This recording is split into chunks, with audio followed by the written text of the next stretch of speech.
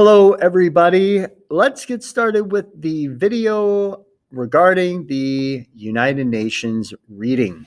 At the end of the video, I will discuss a few takeaways that are good for us to keep in mind as we move forward with the different units that are discussed in class.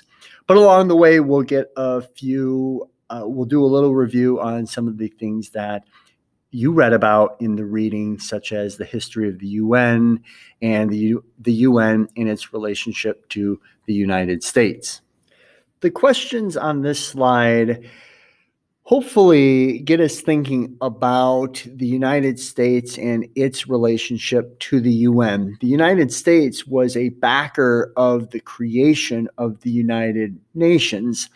At the same time, these questions apply very much to some of the thinking behind the United States and how the United States thinks the role of the UN is actually playing out. Is it positive or is it negative? So the first question here, does the UN hinder U.S. sovereignty? For starters, if you don't recall the term sovereignty, go back, make sure you understand that word. Otherwise, we can't understand the question. But does the U.S. hinder U.S. sovereignty? A lot of people in the United States, a lot of politicians think that is the case. Who does the UN serve? And then lastly on this slide, is the UN a hopeless organization, or is the success failure of the United Nations dependent on its members? When the United Nations was first created, it did not have nearly the amount of members that it has to this day. Before those type of questions are addressed, we should go back and review the creation of the United Nations. And the creation of the United Nations really starts with the failure of another global entity, the League of Nations. The League of Nations was a post-World War I creation. Woodrow Wilson had an idea of a collection of countries that would work together to establish more diplomacy, engage in conversation in order to avoid big disastrous events such as war. And in this case, World War I had just ended, and he tried to establish the League of Nations. I said this is a global entity, but in many ways, this was more so a European regional entity focused on those European nations and nations involved in World War I. In the end, though, the United States did not sign on to the League of Nations. Woodrow Wilson ended up getting sick during his presidency and wasn't able to really promote joining the League of Nations. The League of Nations was created, but it ended up being quite powerless. And when the dictators, the fascist dictators of Europe, took control, such as Benito Mussolini and others, Adolf Hitler, the League of Nations was found to be quite powerless and just fell apart. They could not control these aggressive nations. Okay. Then World War II happens, and the death toll is certainly outdoes World War I. And you are looking at a time period within 30 years, 31 years, 32 years, where the death toll across the world and Europe has reached huge, vastly crazy amounts from war. And the idea of this global organization comes up once more. And this is where the formation of the UN comes into being. As for the principles and the structure of the UN, the values or the principles of the UN are found on the left. When the United States and other countries were introducing the idea of the United Nations, one of a couple of key items had to be protected in order for countries to sign on, such as the United States. One of those was sovereignty. Okay, the three on there, you want to make sure you understand them, know what they are. But as far as values and how the UN and its role impacts sovereignty, well, it needed to be understood that countries would have the right to govern themselves and not receive interference from the United Nations.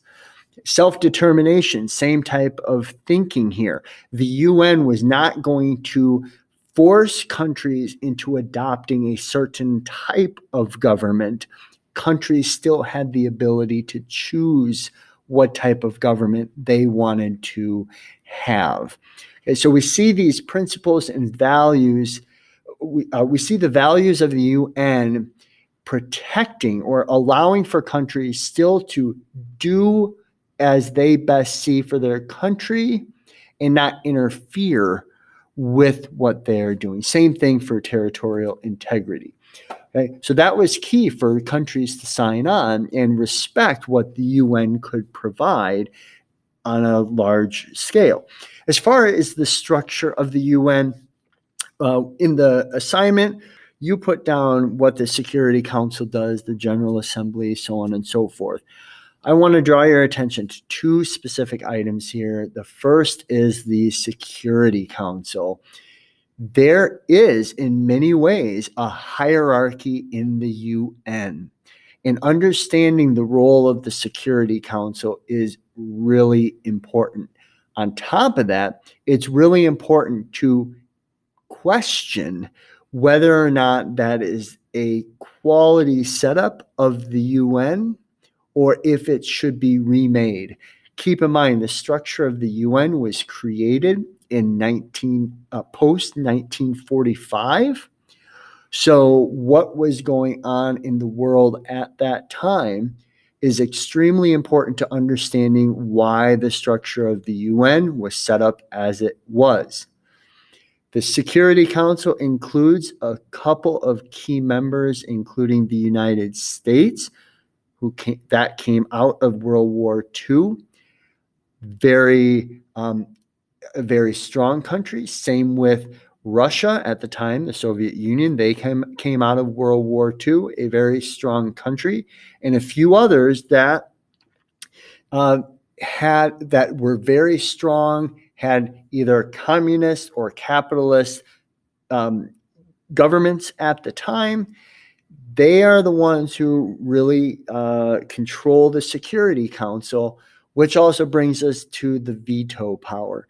Those in the Security Council hold a lot of power as to what the UN will, or more specifically, will not do. If one of those if one of those countries in the Security Council decides to veto a proposal of the UN, even if a ton of countries in the General Assembly have signed on to it, then that proposal is done. It is dead in the water at that point. What are the key takeaways for this reading? First off, understand the creation of the United Nations. Understand what the world was like during this time. Secondly, the growth of the UN. The UN started off with just a handful of countries, and sure enough, today it has approximately 200 members in it. Successes and failures. A lot of times, successes have revolved around foreign aid and the UN providing help to countries in need. At the same time, it has failures. One of the more common failures is when the UN has really needed to enforce something, such as a policy or restriction, and the UN has trouble enforcing the policy or restriction. Finally, one of the big takeaways for us is understanding that the UN is a global organization of countries. It's a global organization of countries where countries come together and can engage in diplomacy. seek solutions to where there are problems, and as we hope, find solutions. At the same time, understanding that the structure of the UN plays an important role in whether or not solutions are accepted by the nations partaking. All right, that's it today. We'll see you next time.